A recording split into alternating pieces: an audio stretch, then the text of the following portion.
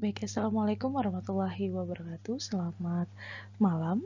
Kali ini pertemuan keempat bagi mahasiswa non-reguler atau ekstensi. Oke, baik. Silakan disimak materi dari saya. Semoga materi yang pekan lalu sudah paham ya. Pekan lalu adalah pembuatan soal. Nanti pengumpulan materi-materi atau pengumpulan dari tugas-tugas bisa melalui pada saat pertemuan luring untuk di hari Sabtu nanti. Nanti akan ada informasi lanjutannya dari saya. Baik, untuk selanjutnya kita masuk pada materi pendekatan pembelajaran baik perencanaan evaluasinya. Di sini ada dua pendekatannya, yaitu pendekatan program pembelajaran dengan pendekatan hasil pembelajaran. Kalau pendekatan program pembelajaran di sini bisa kalian sama-sama cek di mana minimal terdiri atas 3 dimensi. Kita masih bicara tentang input, proses, dan output. Dalam evaluasi sendiri terdapat 4 dimensi, yaitu konteks, input, proses, dan produk. Kalau evaluasi CIPP ini diindahkan saja, diabaikan saja, karena memang untuk evaluasi secara keseluruhan kita bicaranya hanya proses, input, peserta didik, proses-proses pembelajaran, dan output hasil capaian lulusannya. Dengan pendekatan hasil belajar, ini kita bisa lihat dari domain hasil belajar, dari kognitif, afektif, dan psikomotor, baik dari prosesnya selama pembelajaran maupun dengan hasil belajar hingga dengan kompetensi pembelajaran. Ini adalah langkah-langkah dalam perencanaan evaluasi pembelajaran, di mana langkah-langkah ini mulai dari tahap paling awal adalah merumuskan tujuan penilaian. Merumuskan tujuan penilaian. Tujuan penilaian ini apa? Dalam kategori bagian apa? UTS kah, UAS kah, atau ulangan harian? Mengidentifikasi kompetensi dan hasil belajar. Kompetensi di sini adalah uji kompetensi dan hasil belajarnya tercapai tidak. Lalu capaian pembelajarannya sesuai dengan indikator tidak. Menyusun kisi-kisi atau blueprint. Nanti akan ada tugas untuk menulis kisi-kisi soal. Lalu mengembangkan draft instrumen, uji coba sampai dengan revisi. Nanti uji coba akan ada validitas reliabilitas ya, tapi nanti pertemuan pekan depan. Pekan depan kita akan bahas distraktor dulu, daya pembeda tingkat kesukaran, baru setelahnya baru validitas dan reliabilitas. Baru setelahnya direvisi, mana yang penting harus dimasukkan dan mana yang harus di-cut dan harus diganti dengan soal yang baru. Ini adalah perumuskan tujuan penilaian. Jadi ini ada nih tahap-tahapannya sudah ditulis. Tujuan penilaian mulai dari perencanaan, pembelajaran, ada taksonomi belum, ada kurikulum, semua masuk dalam pengembangan dan silabus. Karena sekarang silabus dikembangkan oleh pemerintah, kita hanya untuk diminta membuat RPP. Lalu dengan tujuan pembelajarannya, indikator-indikatornya apa aja gitu. Pengembangan bahan tes. Pengembangan bahan tes ini mulai dari tes-tes standar yang mengacu pada SKL atau standar kelulusan. Jadi urutannya ini mulai dari standar kelulusan atau SKL, terus kisi-kisi, teknik penyusunan dengan model soal. Jadi beda-beda nih. Jadi mulai dari standar kelulusannya berapa, kisi-kisinya ditulis apa aja, teknik penyusunan soalnya itu biasanya mau teknik penyusunan soal menggunakan kartu soal atau enggak, lalu model soalnya mau yang lisan atau mau yang tertulis. Nih, apa sih sebenarnya kualifikasi kemampuan lulusan tersebut? Mencakup sikap, pengetahuan, dan keterampilan, mulai dari kognitif, afektif, dan psikomotorik. Jadi, berdasarkan peraturan perundang-undangan nomor 19 tahun 2005, ini adalah sebagai pedoman dalam penentuan kelulusan peserta didik dari satuan pendidikan yang meliputi seluruh mata pelajaran dan dikembangkan pada Badan Standar Nasional Pendidikan. Jadi SKL ini kalau nanti kalian lulus, biasanya kan sudah dapat surat keterangan kelulusan nih.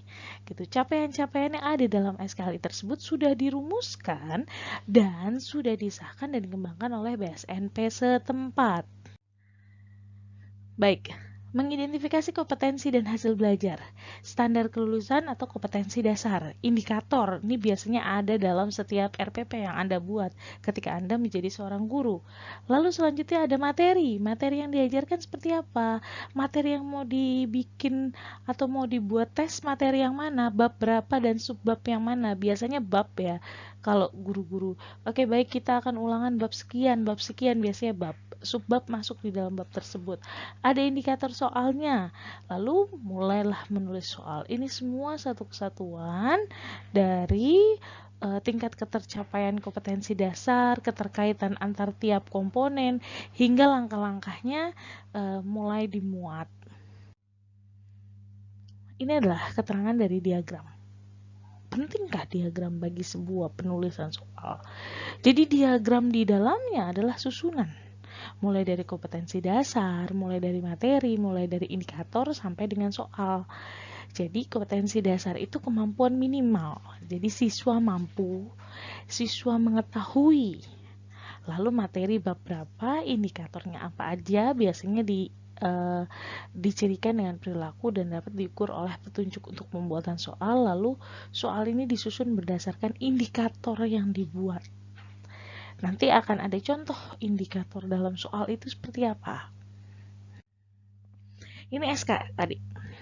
Ini adalah kompetensi dasar. Kalau kita bicara KD biasanya di KTSP ya. KTSP ini ada KD. Kurtilas juga ada. Jadi saya ngambilnya dari KTSP.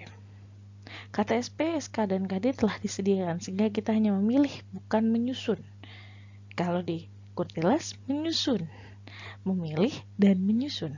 Untuk materi dan indikator, menyusun soal harus menyusunnya. Menyusun soal harus menyusun misalkan RPP dan silabus sebagai salah satu bahan referensi. Itu yang perlu diingat. RPP dan silabus sebagai bahan referensi awal si pendidik untuk mengembangkan materi pembelajaran. Selanjutnya adalah indikator yang terdapat dalam silabus atau RPP tidak selalu otomatis bisa menjadi indikator butir soal. Ya, tidak selalu otomatis menjadi indikator butir soal karena setiap indikator itu banyak. Yang diambil untuk butir soal menyesuaikan soal di bab tersebut, hanya diambil dari beberapa indikator. Ini adalah mengidentifikasi kompetensi dan hasil belajar. Ini ada format penyebaran butir soal. Kompetensi dasarnya apa, indikator atau garis miring materinya apa, ada tes tertulis dan tes perbuatan, tes PG dan tes uraian. Lebih mudahnya nanti ya, ini ada cara menyusun kisi-kisi atau blueprint. Fungsinya sebagai pedoman penulisan soal dan sebagai pedoman perakitan soal. Syarat-syarat kisi ini harus mewakili isi dari kurikulum, baik singkat dan jelas yang disusun sesuai dengan bentuk soal. Komponen yang ada dalam kisi-kisi itu berupa identitas mata pelajarannya, semester berapa, untuk kelas berapa. Ada kompetensi dasar dan ada indikator. Materi pembelajarannya apa, bentuk soalnya apa, dan berapa jumlah nomor soal yang akan diujikan. Baik, ini adalah format dari kisi-kisi penulisan soal. Ini ada formatnya. Mulai dari jenis sekolah, SMA, SMK, atau MA sederajat, mata pelajarannya apa, kurikulumnya bisa pakai yang sekarang, K13. KTSP-nya tidak bisa saja, alokasi waktunya misal 90 menit atau 120 menit itu bisa. Kelas berapa, semester berapa, penyusun adalah nama Anda. Dan tahun ajarannya boleh yang sekarang, yaitu Gasal. Baik, ini nomor urut adalah nomor yang nantinya soal tersebut akan diujikan. Standar kompetensi apa, kompetensi dasarnya apa, indikator capaian kelas semester. Ini semua ada dalam RPP. Jadi Anda cari dulu RPP-nya. Mau ngajar kelas berapa, cari RPP-nya baru dimasukkan ke sini. Indikator soalnya apa, bentuk soalnya misalkan pilihan ganda, nomor soalnya berapa. Seperti itu. Setelah itu baru Anda buat soal yang saya minta. Buat soal yang saya minta yang kemarin. Jadi nomor 1 Misal materi pokoknya tentang kemerdekaan Indonesia, berarti Anda bentuk soalnya misal pilihan ganda, berarti Anda tulis nomor 1 soalnya tentang kemerdekaan Indonesia dan itu pilihan ganda. Ini tidak ada batasan untuk Anda. Jadi kalau misalkan Anda ingin nulis PG 5, uraian 5, itu boleh sekali. Jadi nggak ada batasan, minimal 5 lah ya, 5 dan 5, jadi kan 10. Jadi nggak terlalu banyak dan nggak terlalu beban juga, nggak terlalu besar. Baik, ini adalah kriteria kompetensi. UKRK itu urgensi, kontinuitas, relevansi, dan keterpekaan. Keterpakaian, maaf. Ini adalah penjelasan yang sudah saya tulis. Urgensi itu apa? Urgensi secara teori dan materi ini ya memang diajukan akan diujikan secara mutlak dan dikuasai oleh si siswa. Sedangkan relevansi adalah mempelajari atau memahami dari bidang yang lain. Kontinuitas itu adalah lanjutan atau pendalaman materi yang udah pernah diberikan sebelumnya. Sedangkan kontekstual atau keterpakaian ini adalah materi yang memang nilai gunanya bisa digunakan dalam keseharian. Ini indikator soal, bisa pertanda indikator capaian kompetensi, terus diukur dan sesuai dengan kompetensi. Ini teknik perumusan indikator soal. Rumusannya, bila soal terdapat stimulus, rumus indikatornya disajikan. Siswa dapat menjelaskan. Jika tidak terdapat stimulus, maka rumusan indikatornya siswa dapat membedakan. Ini adalah menuntut penelararan tinggi setiap soal, diberikan dasar pertanyaan, mengukur kemampuan berpikir kritis atau critical thinking, hingga nanti akan adanya problem solving, lalu mengukur keterampilan pemecahan masalah. Ini critical thinking. Critical thinking di sini adalah membandingkan. Bisa dengan jelaskan persamaan perbedaan, bandingkan dua cara tentang apa gitu. Terhubungkan penyebab utama serta apa saja akibat dari hal tersebut. Bisa memberikan justifying atau alasan. Manakah pilihan berikut yang kamu pilih? Misal, suruh memilih dua tokoh, Sultan Syahrir atau Muhammad Hatta. Kenapa pilih dua tokoh? Alasannya apa?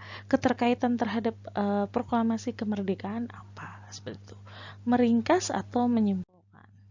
Ini ada juga berpendapat, pengelompokan, ini banyak sampai 12. Jadi nanti pilih aja, bisa dari sini atau pokoknya buat tentang kartu butir soal yang tadi sudah disampaikan. Ditulis dulu indikatornya apa. Terus itu mau jadi nomor berapa, bentuk soalnya esai atau pilihan ganda. Kalian diminta untuk bikin kartu butir soal, pilihan ganda 5 dan uraiannya 5. Jika ada yang kurang jelas, nanti akan dibahas di room chat WAG. Baik, terima kasih untuk pertemuannya hari ini. Semoga bisa dimengerti. Kalau kurang mengerti, kita lanjut ke WAG. Baik, wabillahi taufiq wal hidayah. Wassalamualaikum warahmatullahi wabarakatuh.